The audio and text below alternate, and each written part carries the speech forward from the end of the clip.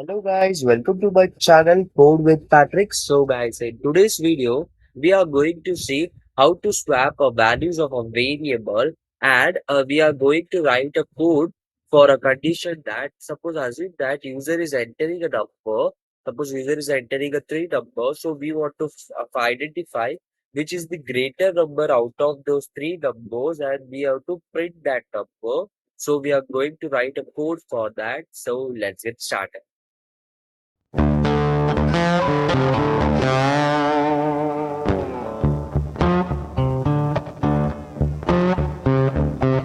So first of all, we are going to see how to swap the values of a variable. Suppose assume that I am creating a variable a that is equal to 1 and I have created another variable suppose b equal to 2. Suppose I want to swap the value of these two variables. So how can I do that? So I can do that by suppose a is equal to b. So in this format I can do that.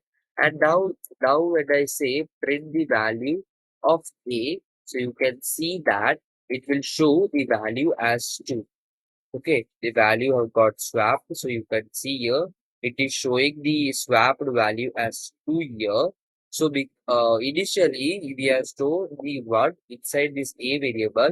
But after that, we have said that A is equal to B. So it inside the A, it has taken the value of B. So it have been got swapped with this B value. So this is one format. Suppose assume that if we have three variables, suppose a equal to, okay, and suppose c equal to 3. So such kind of values we have. Suppose a comma b comma c is equal to b comma c comma a. So what will happen here? Okay, I am doing a swap here. So let's try to understand it. In a I have stored 1. So here is 1, and inside it B, I've stored a 2 value, and inside C, I've stored the value 3. So I want to do a swap. For swapping it, I cannot do every time A equal to B and B equal C equal to B. Such kind of logic I cannot apply every time. It became very tough. So I have given a condition that A, B, C. I have these three values. So inside it, I'm telling that B comma C comma A. So what it is doing inside the A, it is storing the B value that is 2, and inside the B, it is storing the C value that is 3, and inside the A, it is storing the inside C, it is storing the value 1. So when I run it, you can see that when I say print A comma B comma C, so you can see that it will print the values in this format. So you can see here it is printing this value in this format. So this is also a one format of swapping a value. So now let's go into our main logic. Suppose I'm taking three input from the user, as in that I'm taking three numbers, that is num1 is equal to int, and I am taking a input. Suppose enter num1. Okay, enter the one. So, okay, so I'm going to copy it, duplicate to control. When I press Control D, you can see that it is copying the same line. So I'm going to change this variable name. So okay, so let's give this double quotes here, and let's give it here also, and let's change this number that num2 and updates. So let's put it everything inside a function that is def. We are going to name it as find greater number. Okay. So So let's do it, and let's get it inside a function. So let's get this also, and this num3 also. So now we are going to apply our logic that what we want to do, if this number 1 is greater this number 2 variable and number 3 variable, that we want to print that number 1 is greater. Otherwise, if this number 2 is greater this number 1 variable and number 3 variable, we will print that number 2 is greater. So similarly for 3 also we are going to write that code.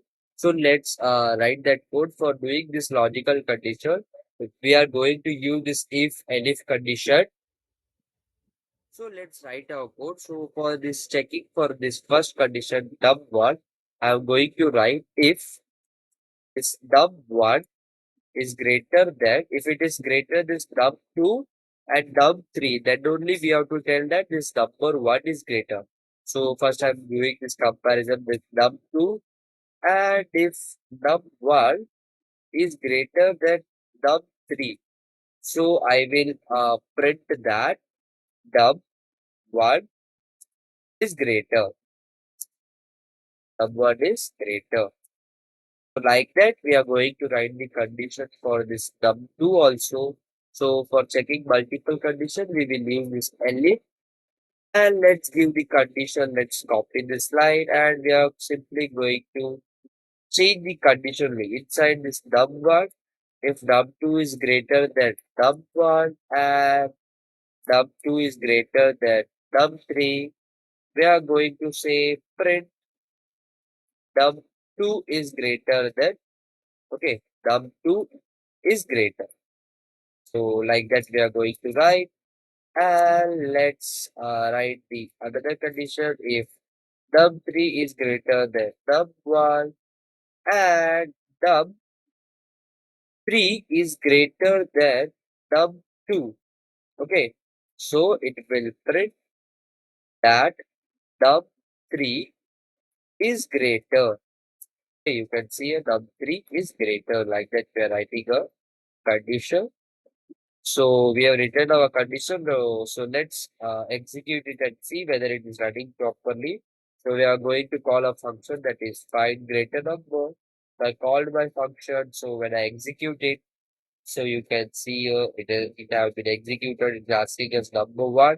Suppose I'm giving 2 and another num2 is suppose I'm giving 3, and in the third number I am suppose I'm passing 5. So it will print that number 5 is greater. So you can see here it is printing that 5 is greater.